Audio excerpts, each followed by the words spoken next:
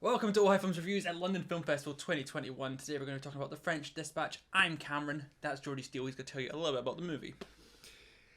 The French Dispatch is a series of vignettes telling the stories featured in the final issue of The French Dispatch of the Liberty, Kansas Evening Sun.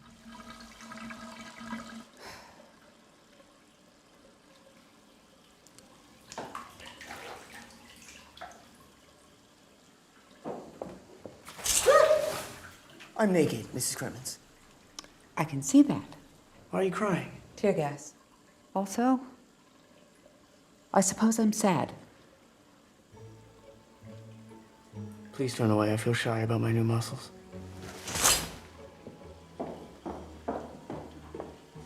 Go tell your parents you're home. They're worried. I'm expected back on the barricades. I didn't see any barricades. Well, we're still constructing them. Uh-huh. What are you writing? Our manifesto? I told them not to invite Paul, by the way. Maybe you're sad, but you don't seem lonely to me. Exactly. I saw you at the protest on top of a bookcase taking notes. Is there a story in us? For the people of Kansas? Maybe. Then you should study our resolutions. Or anyway, will you proofread it? My parents think you're a good writer. Give it to me.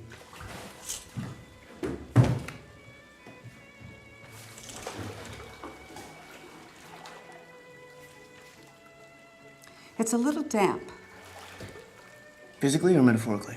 Both, based on the cover and the first 4 sentences. Don't criticize my manifesto. Oh, you don't want remarks? I don't need remarks, do I? I only asked you to proofread it because I thought you'd be even more impressed by how good it already is. Let's start with the typos.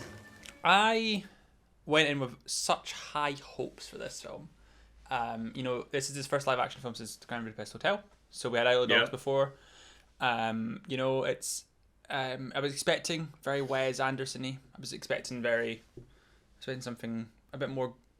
I don't know. I was expecting something more from this, and it does just feel like Wes Anderson. He's not reinventing the wheel, and maybe that'll work for some. But for me, I just was hoping for something more. Yeah, it didn't feel like he was groundbreaking or breaking any of his own ground. No, in what he's doing. It's a pretty film. It's a pretty film. No matter how disappointed we are, it proves that his style of filmmaking is still very good. Yes, and it's very entertaining the whole way through. But it is broken into 3 different sort of stories. So maybe just because of the shortness of them, you don't really feel attached to many of the characters. That was a big drawback for me, was the fact that you didn't spend enough time with anybody, so you were sort of just kind of you were thrown away as soon as you started getting bored of them. I think the best one for me of the 3 was the first one with the art. I think that was the best one. Benicio del Toro and Lisa Do and in that one as well. Who was the other guy? Adrian Brody, that's it. A lot of his familiar faces from Wes Anderson films in this. Many, and a lot of new ones as well. You know, we got big old Timothee Chalamet in this as well. Francis McDormand. He's in the second film, which isn't as good. I didn't feel the second. I think the second film is where I really got lost, and I was not in the story. Just I just realized the film wasn't for me at that point. It was very political.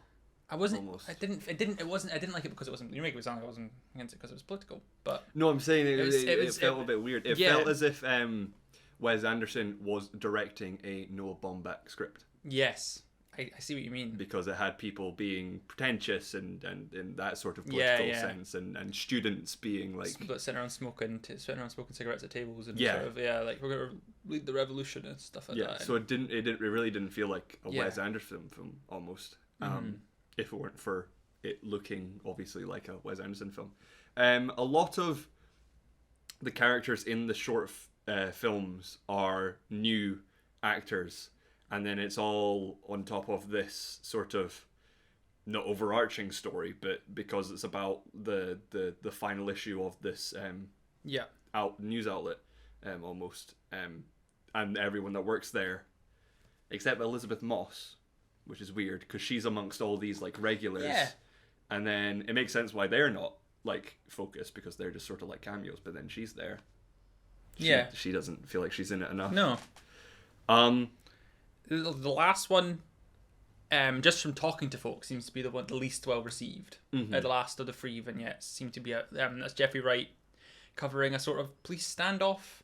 I wasn't food. I was passing in and out of It's been a long film festival, so there is a lot of tiredness, delirium sort of happening at this point. But... So I didn't really understand what was going on or why he was there, but he was pretty much covering. There was a standoff between two parties. Yeah, involving a chef. And one of the party had abducted a child of the other party. And it was basically a break-in heist sort of film, very, very actiony. Which switches to 2D animation, which I think is a first for him, at least in this. Yes. The amount of the capacity that's in this, at least. Which I didn't know. I was speculating if it was a COVID thing or it was a budget thing. I'd sway more towards budget than anything else, because it seems like it was done-ish towards the beginning of the pandemic. Like, it was planning to be at Cannes 2020, so I'd imagine this has been sitting on a shelf for a bit. But yeah, I had such high hopes, because I was really hoping for something on a grander scale than Grand Budapest with a more finely polished script, and I think this didn't work for me because of the fact it is split in 3. Yeah, and I think there's just too much. Yeah, and it's far too much to handle in the space, because it's so Wes's style is so it's not simple. It's not a simple thing to just sort of like get your head around. You're seeing all this stuff and all these like intricate sets and things, and there's a lot of visual noise that can, if you're having to focus on 3 different stories over the course of 2 hours, you lose bits, and you don't get to have the full focus on. I just feel like he's much better exploring two people, or like 1 or 2 people. Yeah, and he is exploring all these different people in such a short time frame. Yeah, a lot of his films are about sort of it's like a simple story, but he really focuses on the characters. So obviously, Fantastic Mr. Fox, it's all about Mr. Fox learning to be a good man and not, you know, a decent father. It's about the Grand Budapest Hotel is about Ralph Fiennes. I forget his name. Ray Fiennes' character and Flash's character. I've forgotten. Flash Thompson from Spider-Man. But I love Grand Budapest Hotel for that reason. Is the fact that it's about those 2 characters and their relationships with everything else going on in the film, and then you've got this grand style and this amazing set design and camera work from Wes that's known, and you get that in here, but you're not getting it alongside his characters, which I like his characters, but there's too many. Yeah, and then Moonrise Kingdom is about like relationships from a young perspective and then an older perspective. I love that film. This didn't feel like it had a theme. No, it was just a theme. It was a scattershot of just Wes Anderson. Maybe it would work better as a series. Yeah, it could have worked as a Disney Plus series. Just something where you're not. It was like binge watching something, and I'm not massive on binge watching, so you know what I mean. So maybe that's like one of the reasons it didn't work for me. But hey, I know some people that loved it, some people that hated it. I'm somewhere in between.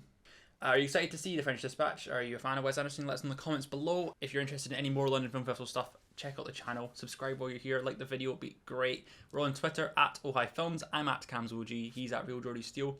And for everything else, ohifilms.com. Thank you very much for watching, and we'll see you in the next one. Bye.